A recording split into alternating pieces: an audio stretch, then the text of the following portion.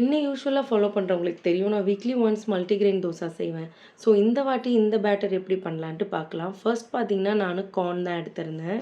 இதில fibre content அதிகமா இருக்கும். அதேமாரி ஸ்கின்னுக்கும், மெமரி பவருக்கும் ரொம்பவே ஹெல்ப்ஃபுல்லா இருக்கும். அண்ட் செகண்ட் ஒன் பார்த்தீங்கன்னா, நான் பெர்ல் மில்லட் கம்பு தான் எடுத்திருந்தேன். ஹீமோகுளோபின் இன்க்ரீஸ் பண்ணும். அதேமாரி நம்ம எனர்ஜி லெவலையும் பூஸ்டப் பண்ணும். அதேமாரி நம்ம போன் ஹெல்த்துக்கும் ரொம்ப இம்ப்ரூவ் பண்ணும். நெக்ஸ்ட் பார்த்தீங்கன்னா, ஜோவர். ஸோ இது வந்து சோகம் சொல்லுவாங்க. நம்மளோட எனர்ஜி லெவலும் த்ரூ அவுட் த டேக்கு சஸ்டெயின் பண்ணி வச்சுக்கும். அதேமாரி டைஜஸ்டிவ் சிஸ்டம்க்கும் ரொம்ப ஹெல்ப்ஃபுல்லா இருக்கும். பிளாக் உருத் தால் பிரெக்னன்ட் விமனுக்கு ரொம்பவே நல்லது. அதேமாரி நம்ம ஹார்ட் ஹெல்த்தும் இம்ப்ரூவ் பண்ணும். நம்ம ஹேர் க்ரோத்தையும் ப்ரமோட் பண்ணும்.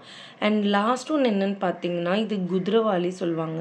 பேன்யான் மில்லட். இந்த குதிரவாளி பார்த்தீங்கன்னா, நம்மளோட தைராய்ட கண்ட்ரோல் பண்ணும். அதே மாதிரி அயர்ன் கன்டென்ட்டும், ஃபைபர் கன்டென்ட்டும் ரொம்பவே அதிகமா இருக்கு.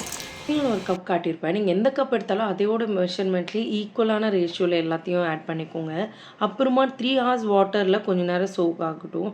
அண்ட் நல்லா ஊறின பிறகு நல்லா வாஷ் பண்ணிடுங்க. வாஷ் பண்ணிட்டு ஒரு குட்டி ஜார்ல உப்பு, சீரகம், கொஞ்சம் இஞ்சி, அப்புறமா நீங்க சில்லி கூட ஆட் பண்ணிக்கலாம். கிரீன் சில்லி உங்களுக்கு கொஞ்சம் ஸ்பைசியா வேணும்னா. அண்ட் நல்லா நல்லா ஃபைன் பேஸ்ட்டா அரைச்சுக்கோங்க. ஏன்னா அந்த குதிரவாளிலாம் கொஞ்சம் கொர கொரன்னு இருக்கும். ஸோ நல்லா ஃபைன் பேஸ்ட்டா அரைச்சுக்கோங்க. அண்ட் இது பார்த்தீங்கன்னா, இட்லி பேட்டர் கன்சிஸ்டன்சில இருக்கு. அப்படி இருக்கக்கூடாது. கொஞ்சம் தோசாவோட பேட்டர் கன்சிஸ்டன்சில இருந்தா தான் நம்ம தோசை ஊத்தும்போது ரொம்பவே தின்னா கிடைக்கும் நம்மளுக்கு. இல்லைனா ரொம்ப திக்கா இருக்கும். சாப்பிடுறதுக்கும் நல்லா இருக்காது. இப்போ தெரியுது பார்த்தீங்களா? கொஞ்சம் லிக்விட் கன்சிஸ்டன்சில இருக்கு. ஸோ இதுதான் கரெக்ட்டான கன்சிஸ்டன்சி. ஸோ இது மெயின்டெயின் பண்ணுங்க. ஃபெர்மெண்டேஷன் ஆகுறதுக்கு கண்டிப்பா நம்ம டைம் குடுக்கணும். இல்லன்னா சுத்தமா நல்லா இருக்காது. அது ஆனா மட்டும் தான் நல்லாயிருக்கும். அதுக்கு ஒரு 3 ஹார்ஸ்க்கு இந்த சம்மருக்கு சாலிடா போதும்.